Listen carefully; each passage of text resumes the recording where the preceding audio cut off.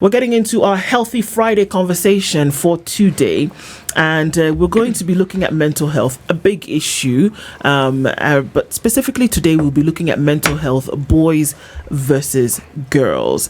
Mehreen Farrukh is a consultant clinical psychologist at the Aga Khan University Hospital in the hot seat this morning. Good morning. Good morning. How are you? I'm well, and you? Karibu sana. Thank you. Thank you. I'm well. And welcome to the Situation Room. This is the hot seat of the Situation Room. And we're talking about a hot thing today. Hot in the sense that it has grabbed attention and is affecting quite a number of people. Mm-hmm. But we're looking at boys and girls today. And I think the dynamics of those then, are quite something. But let's get into the conversation. First of all, by welcoming you properly to the Situation Room. CT Muga goes around Africa every week. Don't ask me how. Just imagine that he does. And every week he's in a different country, and he comes back with a basket full of proverbs that he shares with us. And so he'll tell you where we are this week, give you the proverb, and you can tell us what you think about it and how you would interpret it. Fair enough? Fair enough. Okay. Yes, this particular country, among the touristic attractions it has is its wildlife. Birds. It's a paradise for bird watching. It has more lakes than any other country on this continent. And one of the things that people do when they go there, they go to trek part of, you see in Kenya people go to the Mara. There they trek to watch gorillas, mountain gorillas. They also trek to watch chimpanzees. Which country do you think this is? Take a stab. It's one of Kenya's neighbors. One of Kenya's immediate neighbors. Begins with a U. Uganda. Yes. Thank you. You're welcome. You were lost there for a moment. Really, trekking to see chimpanzees, that's amazing. Yes, it is. Yes, it is. Trekking to see, in fact, I left one out. Trekking to see tree climbing lions. Very unique. And of course I left out that its president is one of the longest serving on the continent of Africa. That is a detail I decided not to mix with the wildlife story. Anyway, the proverb. It's a simple one. Even the king needs to be taught. Even the king needs to be taught. What do you think this proverb means? I think what it means is once you've arrived, and once you're there, and once you're empowered, I think it's very handicapping when now you block yourself from learning. Because what I take from the proverb is really arrogance. When you think you're there and you're up there, and you block yourself from learning. So let's be kings that learn and continue. Let's be inclusive kings, inclusive leaders. Really, I think that's my take on it. Well, it's a very good take. Indeed. It's an excellent take. Yes, when one is on a lofty perch, one has a tendency of thinking that they're better than everybody, and so they don't need to listen to anybody. Yes, there's that little tendency. Okay. Well, there. Getting into the conversation for today, about 2.5 years ago now, mental health was declared a national emergency. There was a task force, about 3 years ago, there was a task force that was put together by former President Uhuru Kenyatta to find out what the issues were. Task force headed by medical and social professionals came out and said, you know what, we've been asked to find out what's going on, and actually our findings have made us arrive at this clear issue that mental health is a problem around the country, and it is so serious that it needs to be declared a national emergency. That's where we were 3 years ago. After that, we've started to see quite a number of things. We've seen many, many things happening. We've seen young boys and girls take their own lives. We've seen suicide rates rise. We've seen killings within family rise. We've seen child murderers start to increase. We've seen many things happening with mental health. Today, we are looking at mental health and how it affects boys and girls differently, and some of the things that we will see manifesting. But as foundations of why it's important for us to talk about these things. And again, thank you for being here, Mehreen. But even as we do, can you just look at the situation from a broad with an overview and tell us, where we are today, and then how we can see this start to play out, and what differences we would look at between now boys and girls? So basically, currently, what's really happening, it's good that you mentioned that it's become a national crisis. It's actually a global crisis, which we've always had mental issues. Really, mental issues is as long as you have, since we were created, we have the mind and the brain, and of course that's how it works. The reason why it's become a crisis at the moment is because mental health issues peaked after COVID. I think when we were in that span of COVID and post-COVID was when it actually became a global crisis. Now, where we are at now is we're really now doing the damage control. I think we're at that phase. 2025 is now we're wrapping it up and containing the situation. So 100%, and we're using these platforms to spread awareness, to reach out, we don't know who's listening to us right now, just to empower them as well. I think with national crisis, global crisis, we need to empower and give options that, yes, this is the situation and it's sad, but here we are, where we're all in to contain it. So when we talk about mental health, especially among the boys and girls, these are pretty much children. But what would be the numbers in terms of stats, if you have that? So if you talk about, according to the National Institute of Mental Illnesses, the mental severe or any mental illnesses is actually the bracket for the highest number of cases is young adults, 18 to 25. Okay. That's the chunk. Now, when we come to the adolescents, adolescents are actually 45.9% at getting these mental illnesses. 45.9% is almost half. I'm sorry. So that's huge. Well, hold on. Can we look at that number? If you're talking about the total number of folks who would be affected by mental health issues, 45.9% of those are adolescents. 45.9% of adolescents in terms of the population. Yeah. Yes, the females are more affected, actually, when you look at the statistics. That's a high number. That's huge. Yeah. That's like almost half. Yeah. And you see the chunk of mental illnesses, if we're to sort of say, okay, fine, which age group? It's the young adults. So you see, if we catch these young adults, that's why when they said that we need to do mental health, boys versus girls, children, if we catch these children early enough, before they're young adults, we're really nipping it in the bud. So that is where now we're curbing this global crisis. Let's catch them not when they're in their 40s and 30s. Let's catch them early on. What are girls and boys? Because we're looking at adolescents, we're looking at between 10 years old to 19. to 19. What are they presenting with then that would trigger that, okay, there is something going on here? I think what they're presenting with is so when we talk about mental health, it doesn't come full blown. They're just undercurrents, Now, let me give you the rule of thumb. Now, this rule of thumb is for, there's someone who asked me, I went for a talk and they said, so how do we find out that our coworker is bipolar?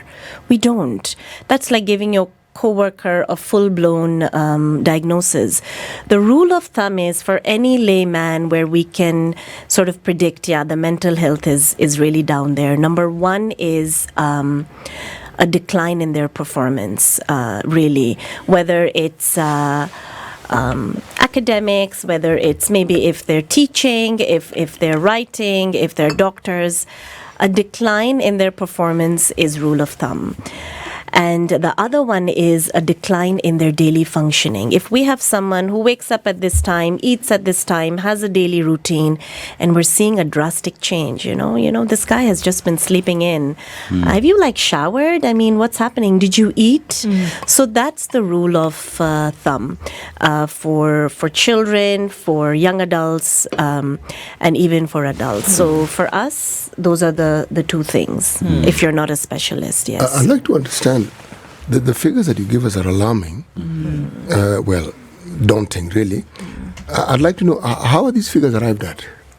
So basically what happens is the National Institute of Mental Health is an organization that carries forward these researches. So they have different topics where now they're researching on, let's say, post-COVID effects. And so when they did a joint study, they actually found out that it was alarming that the chunk, whether it is any form of mental illness, and then we have severe mental illness, the chunk is still the young adults. So these are several studies that have been, so the recent was carried in 2022, and then it's picking up. And the findings were across how many countries? How many continents? The findings were really, it was global. So unfortunately now in Kenya, we don't have these research institutions, which is now another thing that we need to. So these are definitely now the Western part, a little bit of subcontinent part. Let's say now we have India, and where they have these research, so they have a quota also.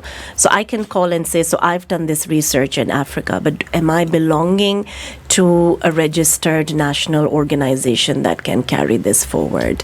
Like, let's say, like License to Do for the World Health Organization and stuff like that. So there is so much room here, and that is why we get hit the most, because we're always so unprepared, and we're always relying on these percentages. Okay, fine, it's like this. Fine, it's like this. But the researchers and the team are coming up, just to fill in that gap. We have a Kenya National Bureau of Statistics, and a lot of the data that they collect are from, say, national government institutions. When one talks of mental health, there are indicators, there are pointers as to what it is that constitutes mental health, and whether it is something that is alarming, whether it is something that is pervasive, whether it is something that is on the increase. There are indicators. Because in many instances, people will seek healthcare for these particular issues, and that data is collected. So to some extent, we do have some data. As whether it is collated so that we have a national figure, we probably do, but the frequency with which we do it, we may not know. My question is this: what constitutes the triggers and the circumstances and the ecosystem within which the problems that contribute to mental health exist? Do we find them to be the same the world over? And if there are differences, where do we find these differences? So, of course, I think what you're trying to look into is now the cultural aspect of it, the ecosystem. So within of course, there are different, what would trigger somebody in the West world might not trigger us on this side, clearly. But I have had, and this might be another alarming situation, but I have seen children from all over the world for the past 10 years.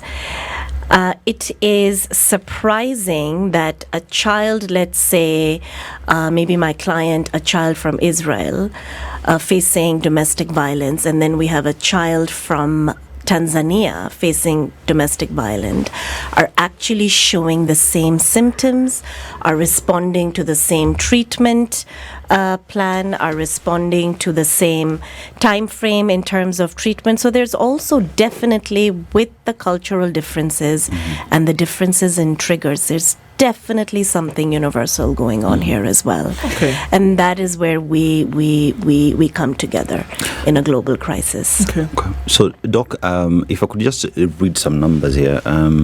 There is a research that was done in 2022 in Nairobi and Mombasa, and some of the results that was actually found was that depression is high among out-of-school adolescents at 36% compared to school-going adolescents at 20.6%. So if you just look at that number right there, would come to indicate that fact that some children are out of school is a trigger for them to suffer mental illness. Why would that be the case? I think what happens in fact my recent client was actually someone who wanted to go for boarding in a school, And when I asked her why did you do that, she said that so that I can get away from the triggers at home. So what happened in COVID, the reason why everything hit the roof was because everyone was at home. So school is a safe space, especially for children and adolescents because of their emotional regulation capacity. And I would believe that is probably the reason why children who are out of school are more exposed to these triggers. What can you look out for? And I guess this is where we get into now, what are the differences that you would see between boys and girls? And also by way of example, a friend of mine lost her son because this boy had come home repeatedly and he had said, I don't want to go back to this school. He was in boarding school. I said, I do not want to go back. And of course, passing it off with, and I guess these are some of the things that we see in society today, passing it off with, it's a single mother, for whatever circumstance that brought about. And she's got all these other pressures that she's dealing with at the same time. So she tried to listen to this boy, but he repeatedly said, I do not want to go back to school. And so she said, maybe he's just, acting out. And it's pressures, it's normal things that you would go through as a 14, 15-year-old boy, and comes home for the long holidays and it's time to go back to school. And she said, I don't want to go back to the school. And she said, well, we're going back to school in a couple of weeks. And she found him hanging in his room the night before he was to go back. And it turned out this boy was being abused in school to the point of sodomy. And so, it was terrible for her because she's going to have to live with that. And she thought to herself, if I had just listened to what he was telling me, or if I had seen and been able to identify what he was actually saying to me, perhaps he would still be alive today and we could have figured out something. So that leads to the question, and that maybe many parents would be wondering, or teachers even, because you talk about also now maybe there's abuse at home, there's also could be abuse at school. What can you look out for? What can you see that will tell you there's something wrong here, and then you can catch it early, like you talk about? What can you look out for? Rule of thumb, number 1, decline in daily functioning. When we have this boy, let's use your example, who's going to school and all of a sudden, I don't want to go to school. You have this child who's eating 3 meals, I don't want to eat dinner, and then it lingers on. When a decline in daily functioning, eating, showering, your regular routine pushes that 1 month, that's a red flag. That is a red flag right there. For instance, this child, I don't want to go to school. That's a decline in daily functioning. That is out of routine.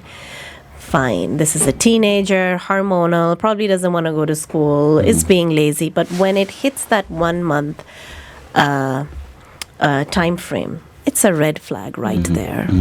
And Doc, we're dealing also with parents who, for a very long time, talking about matters to do with mental health in the society is considered a taboo. It is something that should not be spoken of. And when such issues come up, it is, this child is being stubborn. You need to do as I say because I'm a parent, but not looking at the other side, that this could be mental illness. But also the parent comes from a certain time when mental illness is considered witchcraft and whatnot. So as a parent, how do you approach this? What should parents be looking out for, and how would they approach that? So usually what happens, unfortunately, the downside of mental health, especially for children and adolescents, is that now the parents somehow wear the hat of like the villain. It's usually very difficult for parents now to help their child because the child really blocks out the parents. That is now what I call involving the third party, just to see what's happening. It doesn't have to be, I know that in a lot of schools now we have school counselors. So this third person could be anyone outside. It could be a teacher, it could be an aunt, it could be a grandparent, it could be a sibling. It could be just someone to sort of say, hey, are you okay? Do you think you need help? 100% we're not there as yet. Like if I was to go and say, maybe your child needs to see a psychologist. Oh my gosh, I am so judged, Like, really? Did you just call my child, my baby, crazy? It's still out there, 100%, but we're getting there. So you see that's why we need to define mental health. What is mental health? If we look at this region, mental health is, okay, now we're crazy. It's not. Mental health is like your physical health, Sometimes I may have a cramp here, sometimes I may have a cramp there. That is why we need that awareness of actually redefining mental health in this region. Yeah. So because we don't talk about it as much, like you said, on the other side of the pond, you have your weekly routine. You're going to go to work. You're going to go to the gym. You will, take your car for service, and you'll see your therapist. You see? So, you go for a checkup and you'll see your therapist because you're having a constant conversation about what's going on up here. Do you think we can get to the point where we're actually doing that? And then I really want to look into when we talk about boys and girls, is there a difference in how these would present between boys and girls? And we're talking about this region specific. So let me get to your first question as well. That is it something that we will normalize? Now let's go back a little bit. From what I know, if I wanted to join a gym, I knew that in my area there would probably just be 2 gyms. Look at it now. We're starting we're getting there. As much as we thought gymming is a Western concept, it isn't. Similarly, psychotherapy isn't a Western concept. So yes, we will get there. To answer your second question about the manifestations, 100%. So what happens with children is, now this is both boys and girls. When children are young, it's usually not, they're on the same platform in terms of how mental illnesses are coming out. Abdominal issues.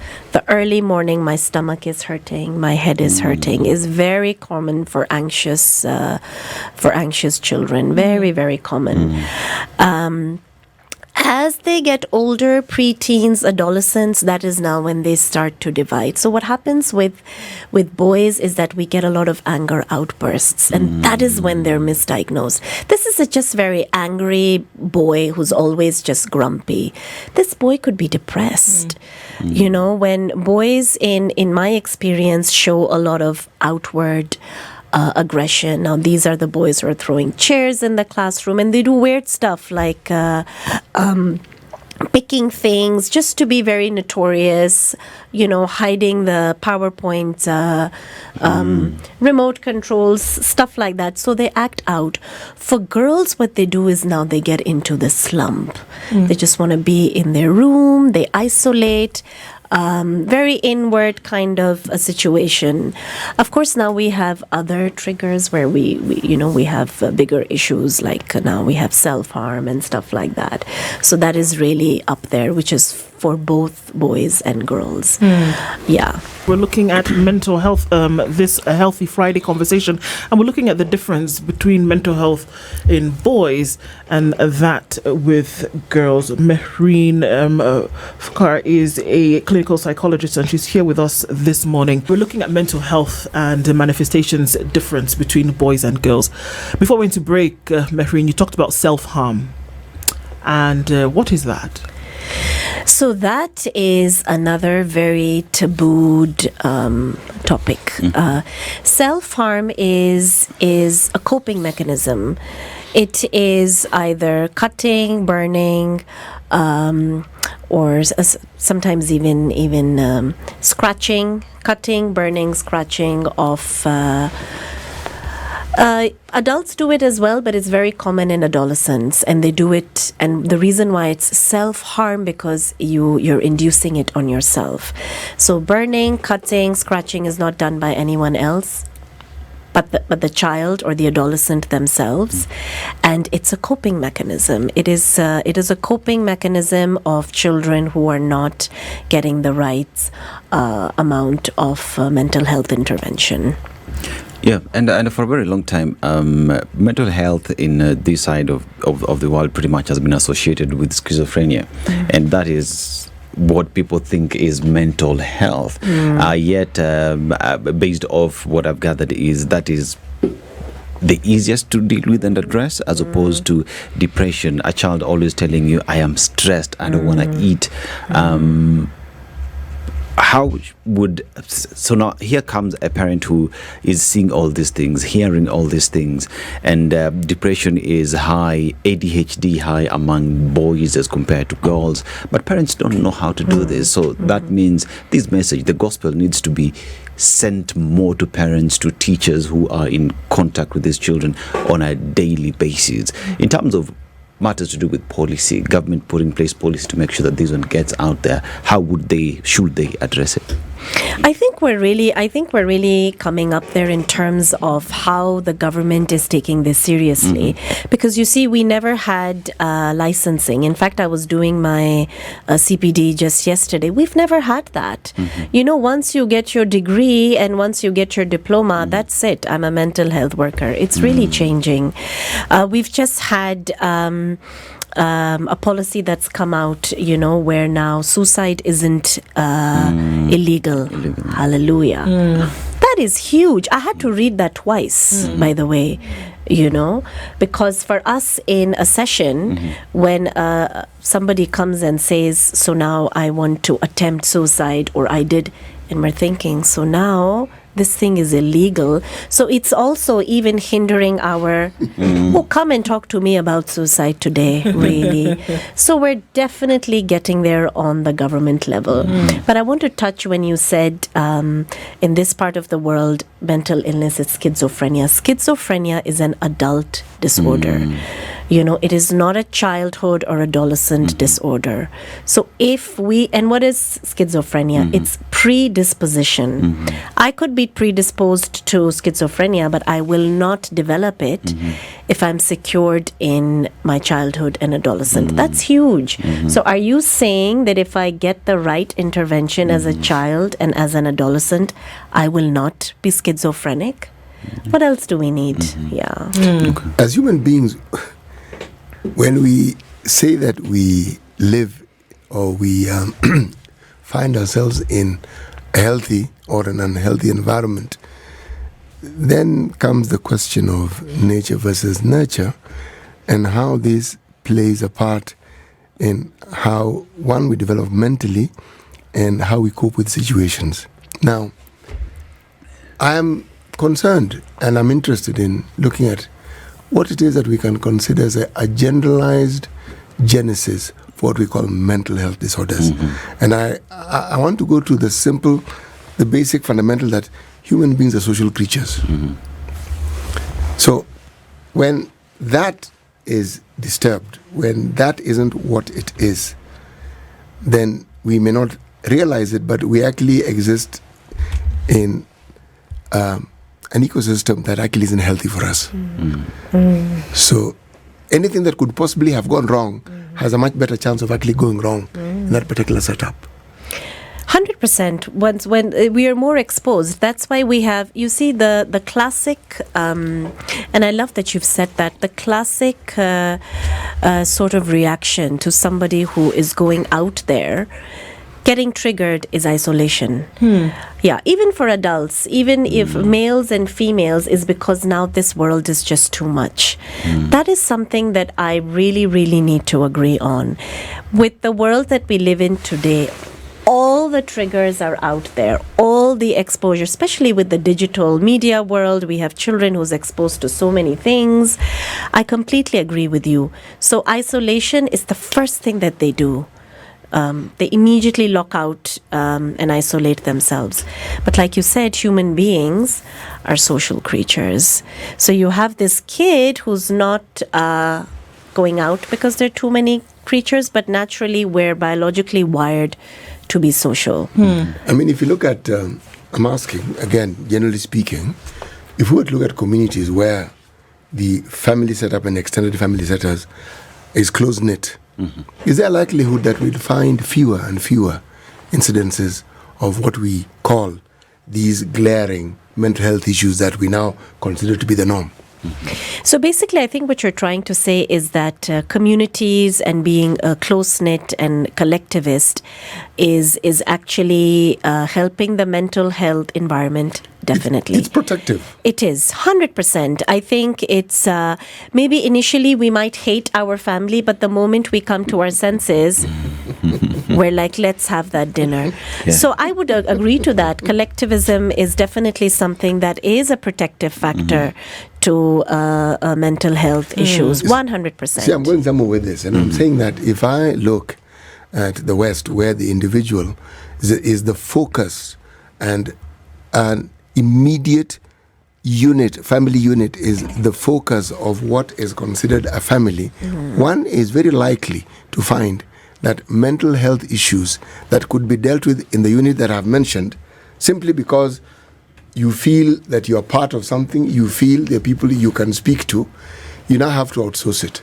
Because the unit that ordinarily would actually provide it for you doesn't exist. Because everything is either nuclear or individualistic. True. Yes. Yeah, I would agree. Now, just so you see, with mental illness, it's not like we're unwell throughout. You know, they do snap out of it.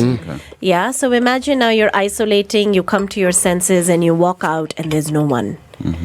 You're like, you know, I was better crazy. You know, I'd rather just go back being, unwell. I mean, that's actually now my happy space.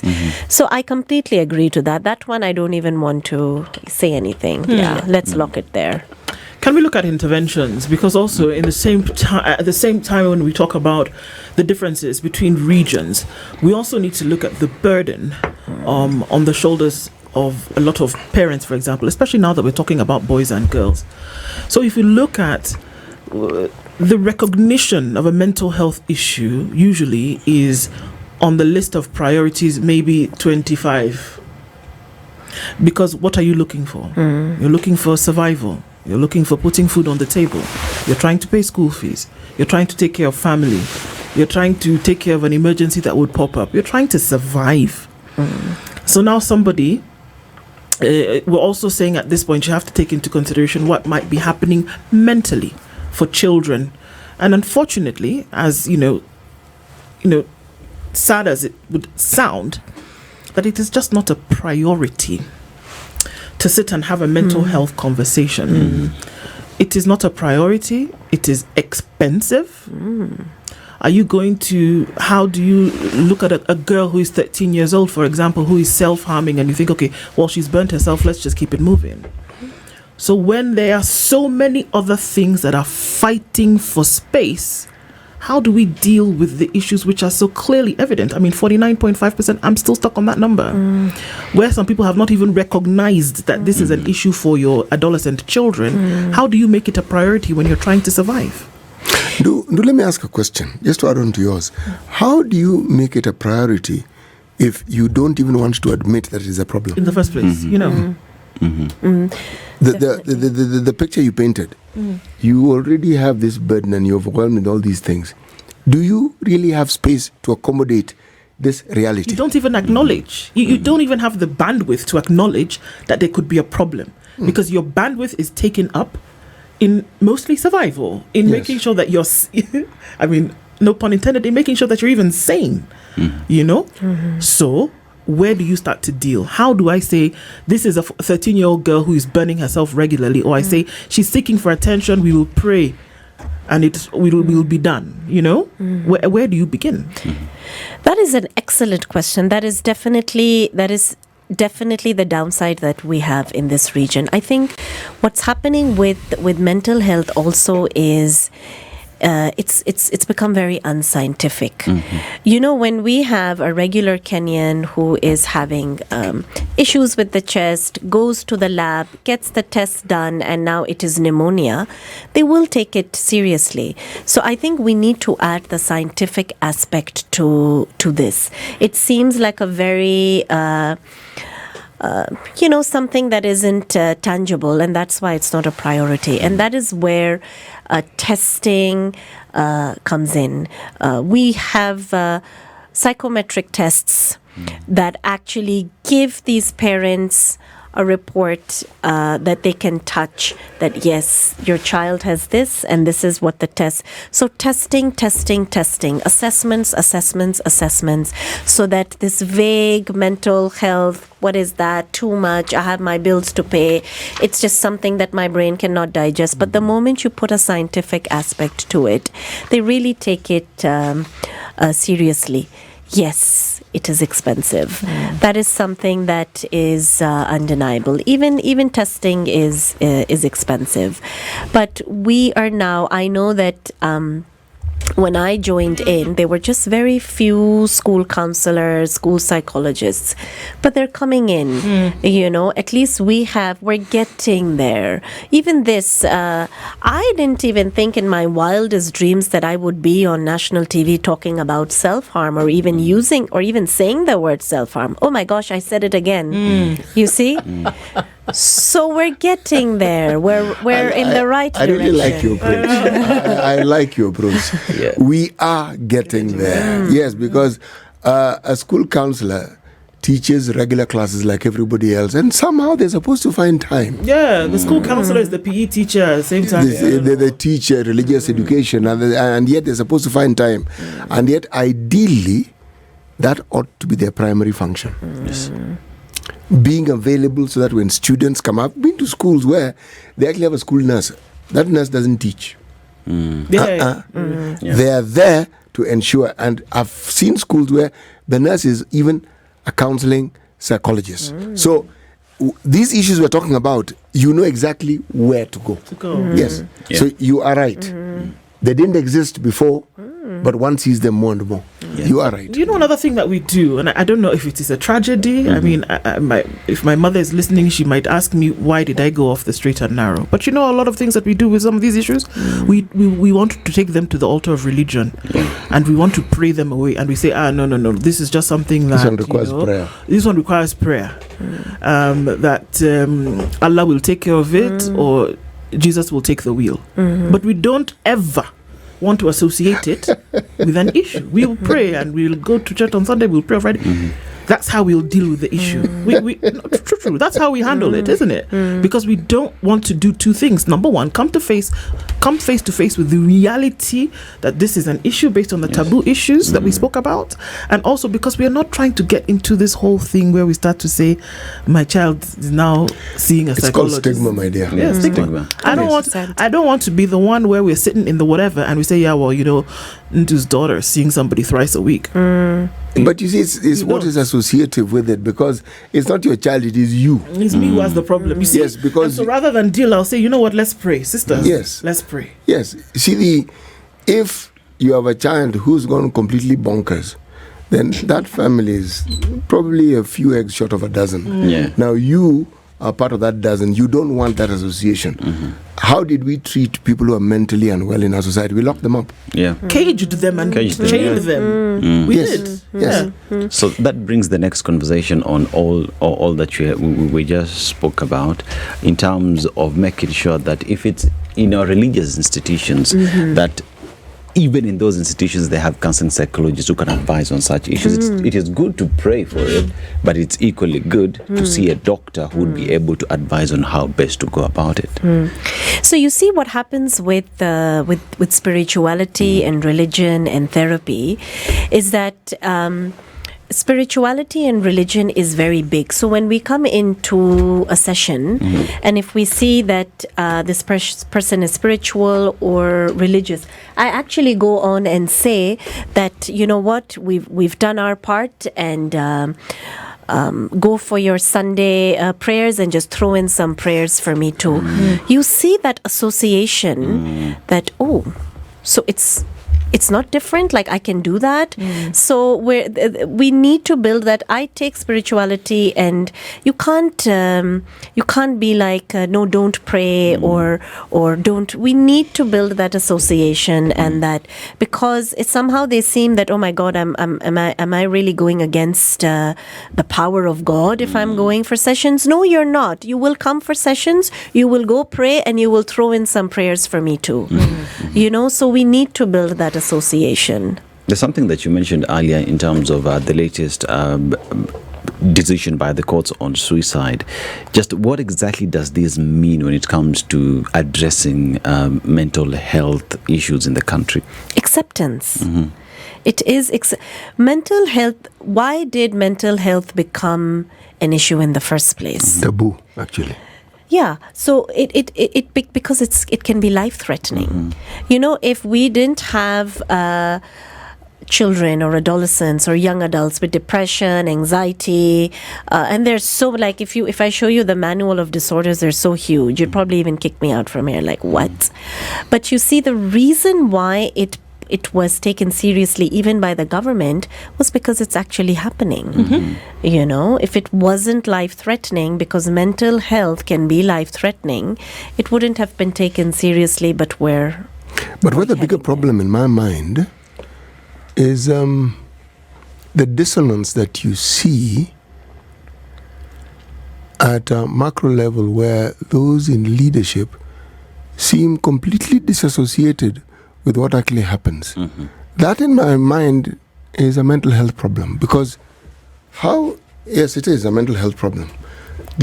How do you make decisions that, in the end, if I'm polite, I will say, decisions that do not benefit those who gave you the position and still give you the position, and instead you make decisions that benefit you directly, and then you forcibly look for justifications for a position you've taken and logic that you've used to justify what you've done, and yet you've completely moved away from what it is that you're supposed to do.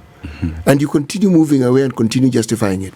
That is a serious mental health condition. In my mind, it's serious, because how do you disassociate yourself from actually providing assistance for those who gave you the job to do that for them? How? Something is wrong with you. Yes, I know it's a bit political, but no, I would add that is now an undiagnosed situation. You see, now when we reach at that point where we're doing it at our workplace and in our marriages, there was something back there that we could have handled, so that, and then the problem is, like the way you're saying, is that it seems very normalized. Yes, it is normalized, and yet there's nothing normal about it. But look at the contributory effects it has on society. If I cannot figure out what I'm going to do tomorrow, stress levels will go up. What does that do to my body? What does that do to my mind? What does that do to my relationships? And the causal effect is a decision that was made by someone who's completely disassociated with what happens to me and many others. If I lose my job, it means I cannot provide so many things. My mental state will clearly be disturbed. And I'm saying, I'm associating it. Somebody who makes such a decision does not see the causal effect downstream.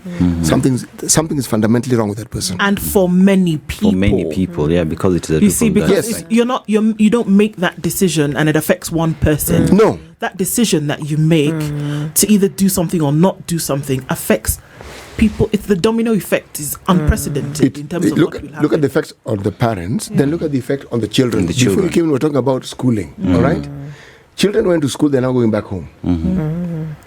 Parents have to go and get the children to take them back home, okay? You were supposed to have ensured that there is money for what we call capitation. It isn't there. Children can't be in school because they can't eat, because the money wasn't given, and yet the taxpayer, who's the parent, says, but me, I pay my taxes. Why is my tax not being used for what I want? Why I'm using this political example, socio-economic and socio-political example, is this. When we talk about a mental health crisis in the country, the focus seems to be on the citizenry, and I'm focusing on what effect is making the citizenry be what they are. What is pushing them to this corner? And whoever is responsible for pushing them in that corner, if that person is the person who was mandated to ensure that that doesn't happen, then there's something fundamentally off. And I think, City, as well, as we just talk about the government intervention and whatnot, it is good that the government has seen the need forming a task force and all that.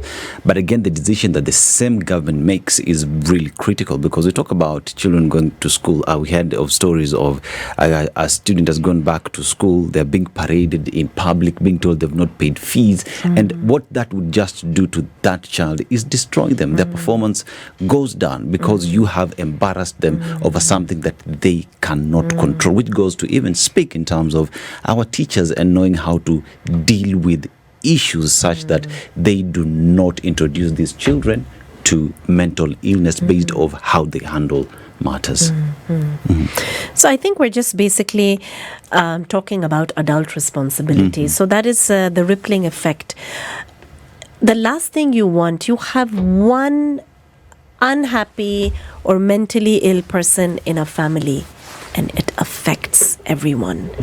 You know, like this can actually affect your entire lineage, really. One person with a mental health issue. So, and then that is now the rippling effect.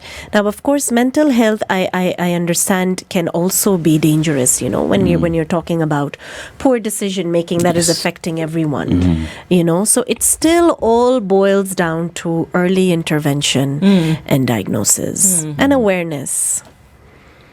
Okay, so I mean, even as we wind down on this conversation, at least for this hour, what are some things that, you know, parents can do that is available across social strata? Because, you know, it would be easy for somebody who maybe is, you know, affluent or well-to-do to find a therapist. Again, we talk about the fact that for a lot of people, that is not their agenda. It's not even on their agenda. But what can you do with what you have to ensure that, you know, children, because children will grow up. And a lot of the times, the folks that we see with mental health, that we experience with mental health issues, from what we see in research, is that they started off with these issues as children. What can you do at that level to ensure that some of these things are nipped in the bud?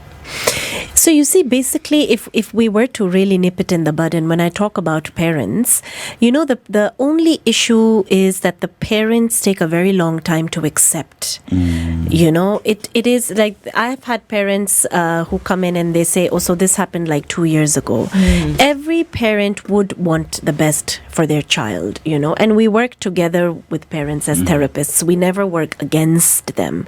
My only request to parents and guardians and caregivers is that let's catch it early on. I know it is a very difficult, but the more you linger on, the more it picks. And this thing is fast. It can really pick. And then I wouldn't say that it's going to be too late, but it's just going to be more damage control and more work.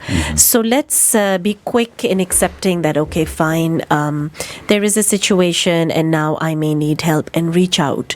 Parents feel very handicapped. We have free helplines. As much as mental health is expensive, we have helplines who will guide them. We have child protection services.